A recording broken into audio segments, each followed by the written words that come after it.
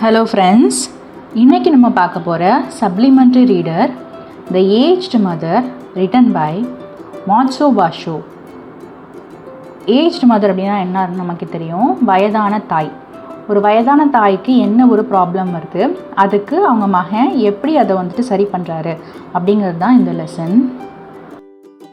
This Japanese folk tale is also known as the story of the aged mother. It highlights that the aged are sharply witted. It describes the love and affection a son and his mother have for one another. இந்த Japanese folk Dale, இதில் folk Dale அப்படின்னா என்ன அர்த்தம்னா நாட்டுப்புற கதைகளில் ஒன்று. So இது ஜப்பானை சேர்ந்த நாட்டுப்புற கதைகளில் இது ஒன்று. இந்த கதையோட பேர் என்னென்னா the story of the aged mother, அதாவது ஒரு வயதான தாயின் கதை இது. இந்த கதை எதை பற்றி சொல்லுதுன்னா, வயசானவங்கள்லாம் எப்படிப்பட்டவங்க அப்படின்னா அறிவாளிகள், அதாவது புத்தி கூர்மையுடையவர்கள் அப்படின்னு சொல்லுது. இந்த ப்ரோஸில் என்ன சொல்லியிருக்காங்க, இந்த பீஸில் என்ன சொல்லியிருக்காங்க அப்படின்னா, ஒரு தாய்க்கும் ஒரு மகனுக்கும் அவங்களுக்குள்ளே இருக்கிற அன்பு அரவணைப்பு எப்படி இருக்குது அப்படிங்கிறத சொல்லியிருக்கிறாங்க.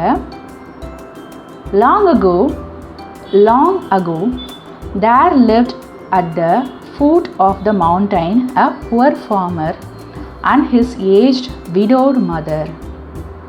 ரொம்ப வருஷங்களுக்கு முன்னாடி ஒரு மலை அடிவாரத்தின் கீழே ஒரு வயதான ஒரு தாய் இருக்கிறாங்க. அவங்க விடோடுன்னு சொல்கிறாங்க, அதாவது தன்னுடைய கணவனை இழந்தவங்க.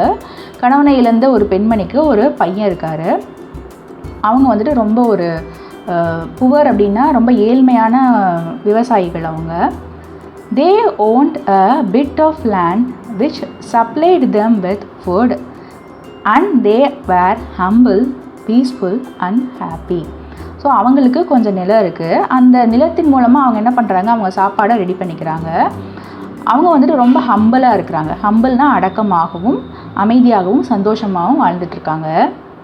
The country shining was governed by a despotic leader who, though a warrior, had a great and cowardly shrinking from anything suggestive of failing health and strength. இந்த ஊர் பேர் என்ன, அந்த கண்ட்ரி பேர் என்னென்னா ஷைனிங்கிறது தான் அந்த கண்ட்ரியோட பேர். அதை யார் ஆண்டுட்டு வரானா, ஒரு டெஸ்போட்டிக் அப்படின்னா என்ன அர்த்தம்னா சர்வாதிகாரி. அவர் ஒரு லீடர். அவர் லீடர் மட்டும் கிடையாது, அவர் ஒரு வாரியர், போர் வீரர் கூட. அவர் என்ன பண்ணுறாருன்னா, ரொம்ப ஒரு கோழைத்தனமாக ஒரு விஷயத்தை யோசிக்கிறார். அவர் என்ன ஒரு பெரிய ஆளாக இருந்தாலுமே கூட அவர் பண்ணுற விஷயம் ரொம்ப கோழைத்தனமாக இருக்குங்கிறாரு. ஏன்னா ஷ்ரிங்கிங்னா சுருக்குதல், அதாவது எந்த ஒரு விஷயம் உடல் நலத்திலையோ இல்லை பலகீனமாக இருக்கோ அதை சுருக்கிடணும் அப்படின்னு அவர் முடிவெடுக்கிறாரு. This caused him to send out a cruel proclamation. இதில் ப்ரொக்ளமேஷன் அப்படின்னா என்ன அர்த்தம்னா அதிகாரப்பூர்வமாக ஒரு ஆர்டர் வருது. என்ன ஆர்டர் சென்ட் பண்ணுறாருன்னா, the entire province was given strict order to immediately put to death all aged people. So அவங்க வசிக்கிற அந்த ப்ராவின்ஸ் இருக்குல்ல, அந்த ப்ராவின்ஸ் ஏரியாவில் என்ன பண்ணுறாங்கன்னா ஒரு ஸ்ட்ரிக்ட் ஆர்டர் வருது. என்னென்னா வயதானவர்கள் எல்லாரையும் சாகடிக்கணும் அப்படின்னு ஒரு ஆர்டர் வருது. Those were barbarous day and the custom of abandoning old people to die was not common. இல்லை பார்பரஸ் அப்படின்னா என்ன அர்த்தம்னா ரொம்ப காட்டு மிராண்டித்தனமான அப்படின்றது அர்த்தம். ஸோ பார்பரஸ் அப்படின்றது லிட்டரலாக பார்பரஸ் கிடையாது, அது ஒரு குரூப் ஆஃப் பீப்புள், பார்பேரியர் மக்கள் அப்படின்னு சொல்லுவாங்க. அந்த அவங்க எப்படிப்பட்டவங்கன்னா ரொம்ப ஒரு காட்டு மிராண்டியாக இருப்பாங்க. நம்ம பாகுபலியில் வருவார்ல காலகேயன், அதாவது அவங்க ஏதாவது ஒரு லாங்குவேஜ் பேசிட்டு அவங்களோட வேலையை போர் புரியுறது மட்டும்தான். வேறு எதையுமே பற்றி அவங்க கைண்டாகவும் இருக்க மாட்டாங்க, எதையுமே யோசிக்க மாட்டாங்க. ஸோ அந்த மாதிரியான மக்கள் தான் பார்பேரியஸ். அவங்க தான் பார்பரஸாக இருக்கிறாங்க. அந்த மாதிரியான மக்களோட கேரக்டரிஸ்டிக்ஸ் தான் இருக்குது அப்படின்னு சொல்ல வராங்க. ஸோ அந்த நாட்கள் ரொம்ப கொடூரமான நாட்களாக இருந்திருக்கு. ஏன்னா அபாண்டிங் அப்படின்னா கைவிடுறது, அதாவது வயசானவங்கள கைவிடுறது, சாகடிக்கிறது அப்படிங்கிறது ரொம்ப ஒரு காமனான விஷயம் கிடையாது, ரொம்ப சாதாரணமான விஷயம் இல்லை. ஏன்னா அது ஒரு கொடூரமான நாட்கள்னு சொல்கிறாங்க. The poor farmer loved his aged mother with tender reverence. இல்லை ரெவரன்ஸ் அப்படின்னா மரியாதை. ஸோ அந்த புவர் ஃபார்மருக்கு அவங்க அம்மானா ரொம்ப பிடிக்குமா, அவங்க மேலே நல்ல மரியாதை வச்சுருக்கிறாரு. And the order filled his heart with sorrow. So என்ன ஆகுது, ஆட்டோமேட்டிக்கலாக இந்த ஆர்டர் வந்தோடனே அவரோட மனசு வந்துட்டு ரொம்ப கஷ்டத்தில் மூழ்குது. But no one ever thought twice about obeying the mandate of the governor. So என்ன சொல்கிறாங்கன்னா, இந்த மேண்டேட் அப்படின்னு என்ன அர்த்தம்னா அந்த அஃபிஷியல் ஆர்டர் தான்.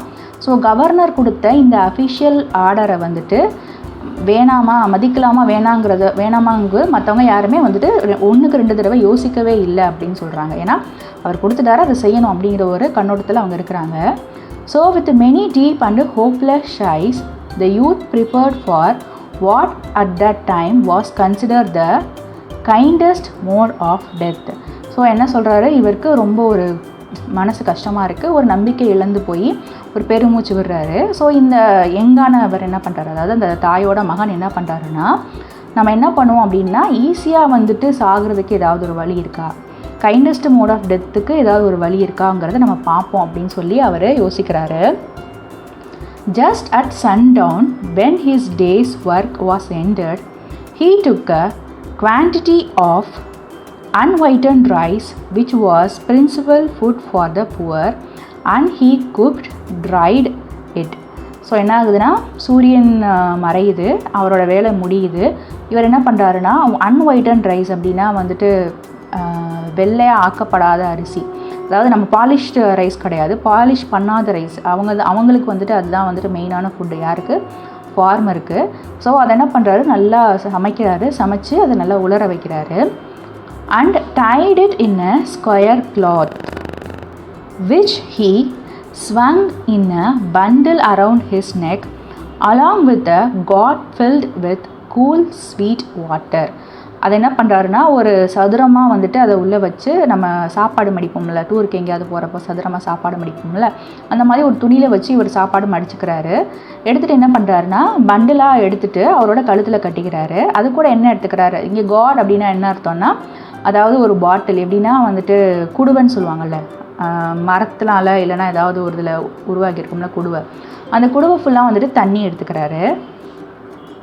தென் he lifted his helpless old mother to his back and started on his painful journey up the mountain.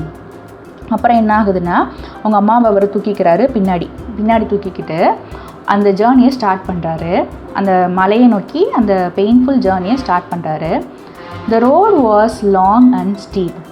The narrow road was crossed and recrossed by many paths made by the hunters and woodcutters. அங்கே பாதை எப்படி இருக்குன்னா, ரொம்ப நீளமாகவும் இருக்குது, செங்குத்தாகவும் இருக்குது. ஸ்ட்ரீட்னா செங்குத்தாக இருக்குது. ஆனால் அந்த குறுகிய ரோடெல்லாம் எப்படி இருக்குன்னா வந்துட்டு கிராஸ் பண்ணி போகிற மாதிரியே இருக்குது. அதுவும் இல்லாமல் அந்த பாதையெல்லாம் யார் உருவாக்கி வச்சுருக்காங்கன்னா, அங்கே வேட்டையாடுறவங்களும் மர வெட்டுறவங்களும் வந்திருப்பாங்கல்ல, அவங்க தான் அந்த பாதைகள்லாம் உருவாக்கி வச்சுருக்காங்க. In some place they lost and confuses but gave no heed. சில பிளேஸில் என்ன பண்ணுறாங்க, தொலைஞ்சு போயிடுறாங்க, கன்ஃபியூஸும் ஆகிடுறாங்க, எப்படி போகிறதுன்னு தெரியாமல். ஆனாலும் அவர் என்ன பண்ணல, கிவ் அப் பண்ணலை. ஹீட் அப்படின்னு என்ன அர்த்தம்னா, அது பெரிய கவனிக்கிறது. ஸோ அவருக்கு அது ஒரு பெரிய பொருட்டாகவே தெரியல. One path or another it mattered not. On he went climbing blindly upward, ever upward towards a high bare summit of what is known as Obasuteyama. அவர் என்ன பண்ணுறாரு அப்படின்னா, இந்த பிரச்சனையில் இந்த பாத்து வந்துட்டு கிராஸ் ஆகி போதெல்லாம் ஒரு பிரச்சனையாக அவருக்கு தெரியல. ஸோ இந்த வழி இல்லைனா அந்த வழி அப்படின்னு சொல்லி பெருசாக அவர் கவனிக்காமல் எடுத்து போயிட்டே இருக்கப்போ என்ன ஆகுதுன்னா, அவர் தொடர்ந்து வந்துட்டு மலை ஏறிக்கிட்டே போயிட்டே இருக்காரு. அங்கே என்ன ஆகுதுன்னா, ஒரு பேர் சமிட்னா உச்சி. ஸோ அங்கே ஒரு பேர்னா வந்துட்டு வெறும் அதாவது எதுவுமே இல்லாத ஒரு உச்சி அங்கே வருது. அதுக்கு பேர் என்னன்னா ஓபத் சுயமா அப்படிங்கிறது பேர். The mountain of the abandoning of the aged. அதாவது அந்த மலை எதற்காகனா, வயதானவர்களை வந்துட்டு கைவிடுறதுக்குனே அந்த மலை உண்டாக்கப்பட்டிருக்கு. அந்த இடத்துல நிறைய பேர் அந்த மாதிரி அபாண்டன் பண்ணிடுவாங்க போல். ஸோ அந்த மலையாக அவர் கூட்டிகிட்டு போகிறாரு. நம்ம அம்மாவை வந்துட்டு சாகடிக்கிறதுக்கு பதிலாக இந்த மாதிரியான மலையில் விட்டுட்டு போயிட்டா அவங்க கொஞ்ச நாள் உயிர் வாழ்வாங்கல்ல அப்படின்னு நினச்சிக்கலாம் அவர்.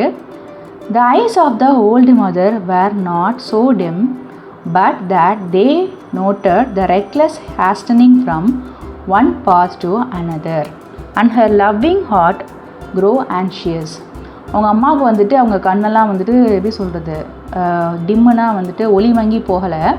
அவங்க என்ன பண்ணுறாங்கன்னா, ரெக்லெஸ் அப்படின்னு என்ன அர்த்தம்னா, அவங்க மகன் வந்துட்டு எந்த ஒரு விஷயத்தையும் பொருட்படுத்தாமல் வேக வேகமாக ஒரு பாதை இல்லைன்னா இன்னொரு பாதைக்கு வந்துட்டு ஹேஸ்டனிங்னா வந்துட்டு ஃபாஸ்ட்டாக வந்துட்டு போயிட்டே இருக்காரு அப்படின்னு சொல்லிட்டு அவங்க அம்மாவோட மனசு வந்துட்டு ரொம்ப கவலைப்படுது. ஆங்ஷியஸ்னால் வந்துட்டு கவலை. Her son did not know the mountain's many paths and his return might be one of danger. So she stretched forth her hand and snapping the twigs from brushes as they passed. So என்ன பண்ணுறாங்க அப்படின்னா, அவங்க பையனுக்கு வந்துட்டு இந்த மலையில் நிறைய பாதைகள் தெரியாது. அவர் திரும்பி வரப்போ அவருக்கு எந்த ஆபத்து வேணால் ஏற்படலாம். ஸோ அவங்க என்ன பண்ணுறாங்க, அவங்க கையை லைட்டாக மேலே தூக்கி அங்கே இருக்கிற குச்சிகளெல்லாம் வந்துட்டு உடச்சிட்டு வராங்க. அங்கே இருக்க சின்ன சின்ன ட்விக்ஸ்னால் சின்ன சின்ன மரக்கிளைகள் குச்சி இருக்குல்ல, அதை வந்துட்டு அந்த வழியில் அவங்க போட்டுகிட்டே வராங்க. She quietly dropped a handful every few steps of the way so that as they climbed, the narrow path behind them was dotted at frequent intervals with the tiny piles of twigs. So அவங்க என்ன பண்ணுறாங்க, ஒவ்வொரு ஸ்டெப்பாக வந்துட்டு அவங்க நடந்து போகிறப்ப அவங்க கொஞ்சம் கொஞ்சமாக அந்த மரக்கிளைகளை வந்துட்டு விட்டுட்டே வராங்க. ஏற அவங்க மரக்கிளைகளை போட்டுக்கிட்டே வராங்க. ஸோ அவங்க நடந்து வந்த அந்த நேரோ பாத்துக்கு பின்னாடிலாம் திரும்பி பார்த்தா எப்படி இருக்குன்னா, டாட்டாக கொஞ்சம் தள்ளி அங்கங்கே வந்துட்டு மரக்கிளைகள் இருக்குமா. அது மூலமாக வந்துட்டு திரும்பி போகிறதுக்கு நம்ம மகனுக்கு ஹெல்ப்ஃபுல்லாக இருக்குமே அவங்க அம்மா நினச்சிருக்காங்க. At last the summit was reached. இப்போ என்ன பண்ணுறாங்க, அந்த உச்சியை அவங்க அடைஞ்சிட்டாங்க. Weary and heartsick, the youth gently released his burden and silently prepared a place of comfort as his last duty to the loved ones. இப்போ அவங்க மகனுக்கு எப்படி இருக்குன்னா, ரொம்ப டயர்டாகவும் இருக்குது, மனசு ரொம்ப கஷ்டமாகவும் இருக்குது. ஏன்னா அவர் என்ன பண்ணுறாருன்னா, அவரோட பேர்டன் இங்கே எது சொல்கிறான்னா, அவங்க அம்மாவை இறக்கி வச்சுட்டாரு. அப்புறம் என்ன பண்ணுறாருன்னா, அவங்களுக்கு கம்ஃபர்ட்டாக இருக்கிற மாதிரி, அதாவது கடைசி டியூட்டி, அதாவது அம்மா அப்பாவுக்காக கடைசி டியூட்டி பண்ணுவாங்கள்ல, நமக்கு அன்பானவர்களுக்காக நம்ம கடைசி ஏதாவது பண்ணுவோம்ல, அந்த மாதிரி இவர் சிலதை பண்ணுறாரு. Gathering fallen pine needles, he made a soft cushion and tenderly lifted his old mother onto it. So pine நீடில்ஸ்னால் பைன் மர குச்சிகள் இருக்குல்ல, அதெல்லாம் அவர் கேதர் பண்ணுறாரு. ஒரு சின்ன குஷன் மாதிரி செய்கிறார், தலஹானி மாதிரி செஞ்சு அதை என்ன பண்ணுறாருன்னா, அதை வச்சுட்டு அவங்க அம்மாவை அங்கே இறக்கி வைக்கிறாரு. He wrapped her padded coat more closely about stooping shoulders and with tearful eyes and an aching heart he said farewell. So இங்கே ரேப்டுனா சுற்றுறது. அவங்க அம்மாவுக்கு நல்ல ஒரு கனமான கோட்டை போற்றி விட்டு என்ன பண்ணுறாரு, அவர் கண்ணெல்லாம் ரொம்ப தண்ணியாக வருது, மனசெல்லாம் ரொம்ப வலிக்குது, அவங்க அம்மாவுக்கு பாய் சொல்கிறாரு. The trembling mother's voice full of unselfish love as she gave her last injection. So அவங்க அம்மாவுக்கு வந்துட்டு என்ன ஆகுதுன்னா, அவங்க ஒரு சுயநலமற்ற ஒரு அன்பு மகன் மேலே இருக்குது. அதனால அவங்க கடைசியாக ஒரு இன்ஸ்ட்ரக்ஷன் சொல்கிறாங்க. இப்போ இன்ஜெக்ஷன் அப்படின்னா என்ன அர்த்தம்னா, கடைசியாக ஒரு இன்ஸ்ட்ரக்ஷன் சொல்கிறாங்க. அது என்னென்னா, Let not thine eyes be blinded, my son, she said. The mountain road is full of dangers. Look carefully and follow the path which holds the piles of twigs. So அவங்க அம்மா என்ன சொல்கிறாங்கன்னா, உன் கண்ணில் இருக்க ஒளி எப்பயுமே மங்கி போயிடக்கூடாது அப்படின்னு சொல்கிறாங்க. அதுவும் இல்லாமல் என்ன சொல்கிறாங்கன்னா, மவுண்டெயின் வந்துட்டு இந்த மலை வந்துட்டு ஆபத்துகள் நிறைஞ்சது. ஸோ அதனால் பார்த்து கவனமாக போ. எந்த ஃபாலோ பண்ணி போகணும் அப்படின்னா, நான் இந்த மாதிரி கிளைகளில் போட்டே வந்திருப்பேன், குச்சி கிளைகளை போட்டே வந்திருப்பேன், அந்த பாதையை நீ ஃபாலோ பண்ணிப்போ அப்படின்னு அவங்க அம்மா சொல்கிறாங்க. They will guide you to the familiar path further down. The son's surprised eyes looked back over the path, then at the old mother, shriveled hands all scratched and soiled by their work of love. So உங்கள் அம்மா என்ன பண்ணுறாங்க, இப்படி சொன்னதுக்கப்புறம் இந்த வழியை நீ போனேன்னா நம்ம எங்கேருந்து வந்தோமோ அந்த இடத்துக்கு நீ கீழே போயிடலான்னு சொல்கிறாங்க. அப்போ அவங்க பையனோட கண்ணெல்லாம் வந்துட்டு ரொம்ப ஆச்சரியமாக இருக்குது. அவங்க நடந்து வந்த பாதையை திரும்பி பார்க்குறாரு, அவங்க அம்மாவையும் திரும்பி பார்க்குறாரு. இல்லை ஷ்ரிவல்ட் அப்படின்னா என்ன அர்த்தம்னா, சுருங்கி போன. ஸோ அவங்களோட சுருங்கி போன கைகள் வந்துட்டு அங்கங்கே கீரல் விழுந்திருக்கு. அதே மாதிரி அந்த மண் இருக்குல்ல, அந்த செடியெல்லாம் பிடுங்கியிருப்பாங்கல்ல, ஸோ அந்த மண்ணெல்லாம் அவங்க ஒட்டி இருக்குது. ஸோ இது வந்துட்டு எப்படிப்பட்டதுன்னா, அவங்க அன்பின் வெளிப்பாடாக அவருக்கு தெரியுது. His heart broke within and bowing to the ground, he cried aloud, "Oh honorable mother, your kindness breaks my heart. I will not leave you.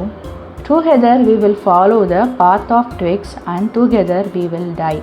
So அவர் என்ன பண்ணுறாரு, இதை பார்த்து மனசுடைஞ்சு அவங்க அம்மா காலில் விழுந்து அழுகிறாரு. பவ்விங்னா குனிஞ்சு அழுகிறது.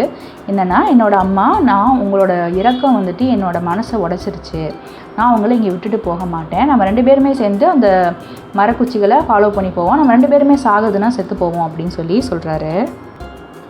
Once more he shouldered his burden, how light it seemed now, and hastened down the path through the shadows and the moonlight to the little hut in the valley. So என்ன பண்ணுறாரு, அவர் மறுபடியும் அந்த பேர்டனை தூக்கிக்கிறார். ஸோ இங்கே burden யாரை சொல்கிறாங்கன்னா அவங்க அம்மாவை. How light it seem now. So இப்போ இந்த கணம் வந்துட்டு ரொம்ப ரொம்ப வெயிட்டாக இல்லாமல் ரொம்ப லைட்டாக இருக்குது. அப்படின்னா அந்த அவங்க அம்மாவோட கைண்ட்னஸ் மூலமாக அவருக்கு இந்த ஒரு பிரிஸ்க் கொடுத்து அந்த பேர்டன் வந்துட்டு ரொம்ப கம்மியாயிடுச்சு. அவர் என்ன பண்ணுறாரு, மறுபடியும் வேகமாக அந்த பாத்து வழியாக கீழே போகிறாரு, அந்த நிழலை கடந்து போகிறாரு, மூன்லைட்டை கடந்து போகிறாரு. கடைசியில் எங்கே போய் சேர்றாருன்னா, அவங்க வீடு இருக்குல்ல, அந்த ஹட்டுனா வந்துட்டு குடிசை இருக்குல்ல, அங்கே போய் சேர்றாரு. Beneath the kitchen floor was a wall closet for food, which was covered and hidden from view. So அவங்க கிச்சன் ஃப்ளோருக்கு பின்னாடி ஒரு க்ளோசட் மாதிரி இருக்கான். அது எதுக்காகனா, அது ஒரு வால் மாதிரி மறைச்சிருக்கும். அது எதுக்காகனா, சாப்பாடை வந்துட்டு வைக்கிறதுக்காக இருக்குமா. அது வந்துட்டு மற்றவங்க கண்ணில் இருந்து அது சரியாக தெரியாது, கவர் பண்ணியிருக்கு அப்படின்னு சொல்கிறாங்க. There the son hid the mother, supplying her with everything she needed, continually watching and fearing she would be discovered. So அவங்க அம்மாவை அங்கே ஒளிச்சு வைக்கிறாரு, அவங்களுக்கு என்ன தேவை எல்லாத்தையும் கொடுக்குறாரு, அப்பப்போ பார்த்துக்கிறாரு. ஆனால் அவருக்குள்ள ஒரு பயமும் இருக்குது. என்னென்னா, ஒரு வேளை இவங்களை கண்டுபிடிச்சிருவாங்களோ அப்படின்னு சொல்லி ஒரு பயம் இருக்குது. Time passed and he was beginning to feel safe when again the governor sent forth heralds bearing an unreasonable order. So என்ன ஆகுது, நாட்கள் உருண்டு ஓடுது. இவர் என்ன பண்ணுறாரு, கொஞ்சம் கொஞ்சமாக சேஃப்டியாக ஃபீல் பண்ண ஆரம்பிச்சிட்டாரு. ஸோ இப்போ இந்த ப்ராப்ளமும் இல்லைன்னு. ஆனால் மறுபடியும் வந்துட்டு கவர்னர் என்ன பண்ணுறாரு, ஒரு ஹெரால்ட்ஸ் அனுப்பி வைக்கிறார். ஹெரால்ட்ஸ்னால் என்னென்னா, இந்த ஆஃபீஸில் என்னென்ன நடக்குது, நாட்டில் நடப்பெல்லாம் என்ன நடக்குதுன்னு போய் தெரிஞ்சுட்டு வாங்கன்னு சொல்லி அனுப்பி வைக்கிறாரு. ஸோ இது வந்துட்டு எப்படின்னா, அவரோட ஒரு ஆர்டரை வந்துட்டு எப்படி சரி பண்ணியிருக்காங்களா இல்லையா, பூர்த்தி பண்ணியிருக்காங்களா இல்லையான்னு தெரிஞ்சுக்கிறதுக்காக. Seemingly as a post of his power. அது ஒன்றும் இல்லை, அவரோட பவரை வந்துட்டு நிரூபிக்கிறதுக்காக. போஸ்ட்னா வந்துட்டு என்ன சொல்கிறதுனா, அவங்களோட ஒரு அதிகாரத்தை தெரிவிக்கிறதுக்காக. His demand was that his subject should present him with a rope of ashes. So அவர் என்ன கேட்குறாருன்னா, அவரோடது வந்துட்டு நீங்கள் கொண்டுட்டீங்க, நான் எப்படி நம்புறது. ஸோ அவர் டிமாண்ட் என்ன பண்ணுறாருன்னா, மக்களுக்கு நீங்கள் எனக்கு சாம்பல் வந்துட்டு நீங்கள் என்கிட்ட இது பண்ணணும் அப்படின்னு சொல்லி சொல்கிறார். நீங்கள் சாம்பலை என்கிட்ட கொடுக்கணும் அப்படின்னு சொல்லி சொல்கிறாரு. The entire province trembled with dread. The order must be obeyed, yet who in all shilling could make a rope of ashes. So என்ன ஆகுதுன்னா, அந்த ப்ராவின்ஸில் என்ன ஆகுதுன்னா, ட்ரெட் அப்படின்னா என்ன அர்த்தம்னா, ஒரு மாதிரி பயம் வர ஆரம்பிக்குது. கண்டிப்பாக அந்த ஆர்டரை வந்துட்டு நம்ம வந்துட்டு இது பண்ணியே ஆகணும். ஆனால் இந்த ஷைனிங்கில் நம்ம ரோப் ஆஃப் ஆஷஸ்க்கு எங்கே போகிறது அப்படின்னு சொல்லி அவர் கேட்குறாரு. One night in great distress the son whispered the news to his hidden mother. So ஒரு ராத்திரி என்ன பண்ணுறாரு, ஒரு டிஸ்ட்ரெஸ்னால் ஒரு மாதிரியான சோகத்தில் அவங்க அம்மா கிட்ட சொல்கிறாரு, இந்த மாதிரி நடக்குதுமா அப்படின்ட்டு. Wait, she said, I will think. அவங்க அம்மா சொல்கிறாங்க, நீ கவலைப்படாத, நான் அதை பற்றி யோசிச்சுக்கிறேன் அப்படிங்கிறாங்க. On the second day she told him what to do. ரெண்டாவது நாள் என்ன பண்ணுறதுன்னு அந்த பையனுக்கு சொல்கிறாங்க. Make rope of twisted straws, she said, then stretch it down a row of flat stones and burn it on windless night. So இங்கே ரோப்புனா அப்படின்னு சொல்கிறதுனா கயிறு. ஸோ அவங்க வந்துட்டு ஒரு ஐடியா கொடுக்குறாங்க. எப்படின்னா, நீ வந்துட்டு ஸ்ட்ராஸ் அப்படின்னா இங்கேனா மரக்கிளைகள், அதை என்ன பண்ணு, நீ ஒரு கயிறு கட்டிக்கோ, அதை வந்துட்டு நிறைய மரக்கிளைகள் சேர்ந்து கயிறை கட்டிக்கோ. அதுக்கப்புறம் என்ன பண்ணுன்னா, ஒரு நல்ல தட்டையான ஸ்டோன்ஸ் இருக்குல்ல, அதில் வச்சுட்டு இதை வந்துட்டு பேர்ன் பண்ணு. எப்போ பேர்ன் பண்ணு அப்படின்னா, எப்போ எரின்னு சொல்லியிருக்காங்கன்னா, காற்றடிக்காத இரவில் வந்துட்டு இதை எரி அப்படின்னு சொல்கிறாங்க. He called the people together and did as she said, and when the blaze died down there upon the stone, with every twist and fiber showing perfectly, lay as a rope of ashes. So என்ன ஆகுதுன்னா, மக்களெல்லாம் இவர் கூட்டி என்ன பண்ணுறாரு, இவங்க சொன்ன மாதிரியே சொல்கிறாங்க. பிளேஸ்னால் வந்துட்டு நெருப்பு. அந்த நெருப்பு அணைஞ்சதுக்கப்புறம் என்ன ஆகுதுன்னா, அந்த ஸ்டோன்ஸுக்கு மேலே அந்த ட்விஸ்ட் இருக்குல்ல, எல்லா ட்விஸ்ட்டுமே சேர்ந்துட்டு அவங்க ட்விஸ்ட்டு என்னென்னா, அந்த ஃபைபர் இருக்குல்ல, அந்த ஃபைபர் வந்துட்டு அவங்க கேட்ட மாதிரி ஒரு ரோப் ஆஃப் ஆஷஸ் மாதிரி உண்டாயிருந்திருக்கு. அதாவது அவர் கேட்ட மாதிரி ஒரு ரெமெடி ரெடியாக இருந்திருக்குது, கிங்கு கேட்ட மாதிரி, கவர்னர் கேட்ட மாதிரி. ஆனால் இது வந்துட்டு கவர்னருக்கு தெரிய வந்துடுதுன்னு நினைக்கிறேன். The governor was pleased at the wit of the youth and prized greatly.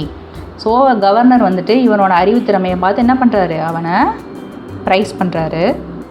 But he demanded to know where he had obtained his wisdom. So அவரை சொல்கிறாரு, நீ ரொம்ப அறிவாளி தான், ஆனால் என்ன உனக்கு எப்படி இந்த அறிவு கிடச்சிச்சு அப்படின்னு சொல்லி கேட்குறாரு. Alash, alash, cried the farmer, the truth must be told. And with a deep bows he related his story. So அவர் என்ன சொல்கிறாருன்னா, ஃபார்மர் வந்துட்டு நான் உண்மையை சொல்லிடுறேன்னு சொல்லிட்டு அவர் வந்து டீப் பவுஸ்னால் அவருக்கு மரியாதை கொடுக்குற மாதிரி குனிஞ்சு அவரோட ஸ்டோரியை வந்துட்டு சொல்கிறாரு. The governor listened and meditated in silence. Governor வந்துட்டு அந்த கதையை கேட்டுக்கிட்டே என்ன பண்ணுறாரு, மெடிடேஷன் பண்ணிகிட்ருக்காரு சைலண்ட்டாக. Finally he lifted his head. Shining needs more than strength of youth, he said gravely. இல்லை கிரேவ்லினா தீவிரமாக. ஸோ கடைசி என்ன பண்ணுறாரு, மெடிடேஷனை முடிச்சுட்டு தலையை நிமிர்ந்து பார்க்குறாரு. ஷைனிங்க்கு வலிமையான யூத்தை தவிர நிறைய இது தேவைப்படுது அப்படின்னு சொல்கிறார்.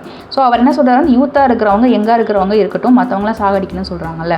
ஸோ ஒரு வலிமையான இளைஞர்களை தவிர இன்னும் சில விஷயங்களும் நம்ம ஷைனிங்க்கு தேவைப்படுதுன்னு ரொம்ப சீரியஸாக சொல்கிறாரு.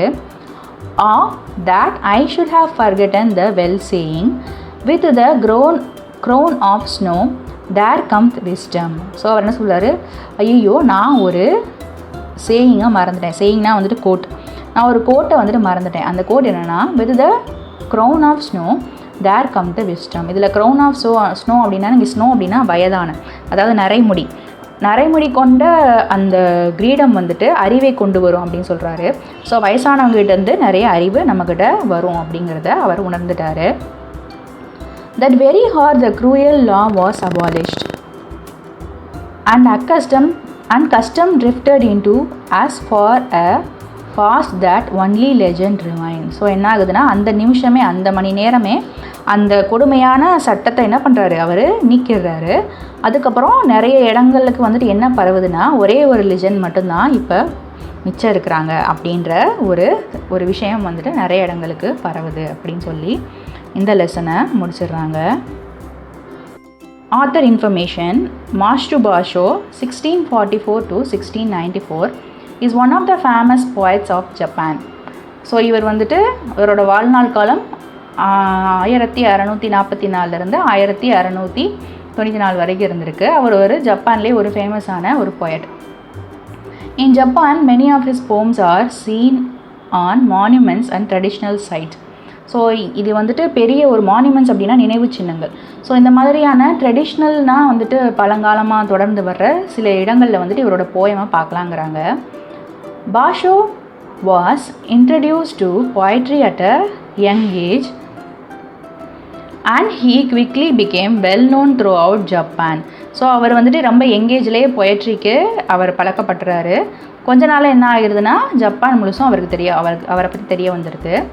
He made a living as a teacher but later traveled throughout the country to gain inspiration for his writing. அவர் டீச்சராக இருந்தாலும் கூட நிறைய இடத்துங்களுக்கு ட்ராவல் பண்ணி அவரோட ரைட்டிங்க்கு இன்ஸ்பிரேஷனை எடுத்துகிட்டு நிறைய ரைட்டிங்ஸ் எழுதிருக்கிறாரு அப்படிங்கிறாங்க. Discussion session. இந்த பாடம் மூலமாக நான் என்ன தெரிஞ்சுக்கிட்டேன் அப்படின்னா, மதர் அண்ட் சன்னுக்கு இருக்கிற அந்த பாண்ட், லவ், கைண்ட்னஸ் எல்லாம் தெரிஞ்சுக்கிட்டேன். அதுவும் இல்லாமல் வயதாக வந்துட்டு மக்களுக்கு அறிவு கோடுன்னு சொல்லுவாங்கள்ல, எக்ஸ்பீரியன்ஸ் இஸ் த பெஸ்ட் டீச்சர்னு சொல்லுவாங்கள்ல, அனுபவமே சிறந்த ஆசான்னு, அது வந்துட்டு ரொம்ப உண்மை தான். அதுவும் இல்லாமல் அந்த காலத்தில் இந்த மாதிரியான கொடுமையான லாஸ்லாம் இருந்திருக்கு அப்படிங்கிறது கூட தெரிய வருது. இதுதான் நான் தெரிஞ்சுக்கிட்டேன். நீங்கள் இந்த லெசனில் என்ன தெரிஞ்சுக்கிட்டீங்க அப்படிங்கிறத கமெண்ட் செக்ஷனில் எழுதுங்க, நான் படிக்கிறேன். இந்த சேனலில் நான் டிஎன் சிலபஸ், இங்கிலீஷ் லெசன்ஸ் எல்லாமே அப்டேட் பண்ணுவேன். நீங்கள் இதை யூஸ் பண்ணிக்கோங்க. நீங்கள் அந்த லெசன்ஸை வாட்ச் பண்ணி இதில் ஏதாவது மிஸ்டேக் இருக்குது, இதில் இந்த இடத்துல இப்படி வந்திருந்தா இது கரெக்டாக இருக்கும் அப்படிங்க எதுவாக இருந்தாலும் கமெண்ட் செக்ஷனில் மென்ஷன் பண்ணுங்கள். விமர்சனங்கள் வரவேற்கப்படுகிறது. அதே மாதிரி உங்கள் ஃப்ரெண்ட்ஸ் யாராவது இருந்தாங்க அப்படின்னா இந்த சேனலில் வந்துட்டு நீங்கள் அனுப்பி, அவங்களுக்கு யூஸ்ஃபுல்லாக இருந்தது அப்படின்னா நீங்கள் அனுப்பி ஷேர் பண்ணிக்கோங்க. Wishing you abundance in knowledge. Thank you so much.